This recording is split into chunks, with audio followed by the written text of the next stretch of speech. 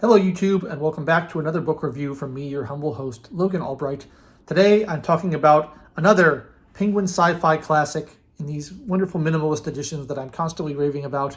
And this is actually my last Penguin sci-fi classic I have. I've run out, and I have to get back to England to buy more because these are only published in the United Kingdom and I cannot get them here. This one is Warm Worlds and Otherwise by James Tiptree Jr. James Tiptree Jr. is a pseudonym of the author Alice Sheldon, who is a feminist writer who decided to use a male pen name for whatever reason. It was her second short story collection. It came out in 1975. These are science fiction short stories. I found the collection a little bit uneven. I thought some of the stories were great. Some of them I didn't care for so much. But I want to talk about a couple of them and some of the themes that kind of run throughout the book. A major theme, I think, that goes throughout James Tiptree Jr.'s book. I don't know how to refer to the author. Should I refer to her by her pen name or should I refer to her by her real name? Well, whatever. A major theme that runs through this seems to be the dangers and the perils of relationships and of love. There's multiple stories where characters kind of looking for love end up losing their lives as a result. That seems to be a major preoccupation with the author, which I think is very interesting. So there's a lot of tragedy in a lot of these stories. There's a deep kind of sadness and depressive nature to a lot of them, although there's also comedy in here as well. The first story in the collection reminds me a little bit of Douglas Adams. There's a lot of like inventing science fiction terminology for things from an alien planet or things from the future without explaining what those terms mean. And that, I think, is a really interesting device because it can really give a story depth. You can really feel like you're immersed in the world because there's all this explanation of, or not even explanation, there's all this reference to things that we don't understand what they are. And it's just kind of like you're dropped in the universe and you have to figure it out. And I think that can be really effective. If it's done too much, though, it can be a little bit disorienting and make the story hard to read. So there's a balancing line there, and I think this author sort of straddles that line and occasionally goes on one side and occasionally goes on the other.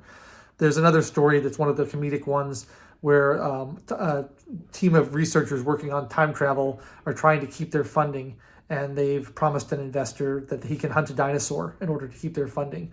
And they have to try to figure out how to make that happen because they can't really deliver it, so they have to kind of fake it.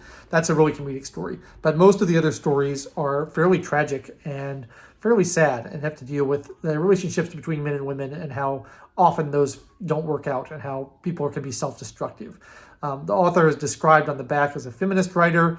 I think that's certainly true, but I wouldn't put too much emphasis on that because for most of the stories in the collection, I wouldn't have thought feminism when I read them. There's a couple that I would have, and I'll get to those, but for most of them, I wouldn't have. That wouldn't be the first thing that leaps to my mind. So you can put too much emphasis on those sort of things. The centerpiece of the collection, I think, is a story called The Girl Who Was Plugged In, one of the longer stories, and it was a Hugo Award-winning story.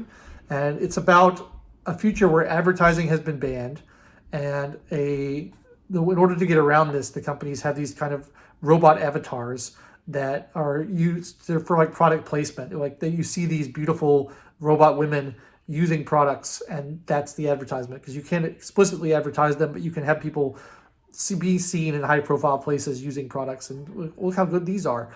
So in order to do this, they get this young lady who is not very physically attractive, to put it mildly, and they hook her into a tank and they connect her to this beautiful robot body, and then she goes around trying to sell products but ends up falling in love. And there's a lot going on in the story. There's a lot of themes. There's like the future themes. There's the idea of getting around the advertising laws, but there's this Avatar theme, which is many years before the Avatar film. It's kind of a similar concept. And the idea of how your body presenting to the world influences how people treat you, how you interface with the world, how you see yourself, and having a girl who has never had any male attention and who has been considered unattractive suddenly being plopped into this very beautiful robot avatar, how that changes her life and how she kind of loses the distinction between who she really is and who this character she's playing is, that the blurring of those lines. So that's a really interesting story. That's one of the more feminist ones, I would say, because it's got a lot to say about how females are treated in society and how the role that beauty plays in that. I like that story a lot. Another major story in here, which I was a little less a fan of, but I think it's one of her major stories and worth mentioning, is called The Women Men Don't See.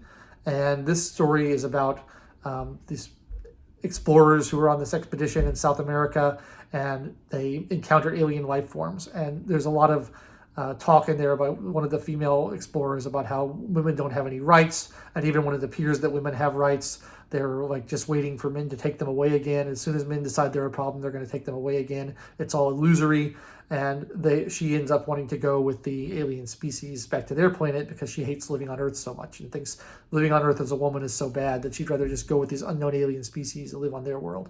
I found that a little bit preachy and a little bit, unserious to me. It seems like that's quite a jump to make, to saying that living on Earth is so bad that you just rather go anywhere. I don't think that that's true. So I didn't like that one a little bit. It was a little bit too political for me and a little bit too preachy. But I think my favorite story in the collection is one called Love is the Plan is Death. And this was a Nebula award-winning story. And this is a really weird story. It's told from a first-person point of view from some kind of alien creature that's very clearly, highly different from us, kind of almost an insect-like creature, somewhat resembles a spider, I think. And it talks about its kind of whole life cycle, and from growing up and being raised and from meeting its mate, and you kind of figure out how the life cycle of the species works. And it's a very brutal life cycle. It involves cannibalism. It involves when you mate, the female eats the male. And there's, this connection again in a lot of these stories between love and death. In order to find the connection, you have to sacrifice your life. And this character is very innocent and naive about it.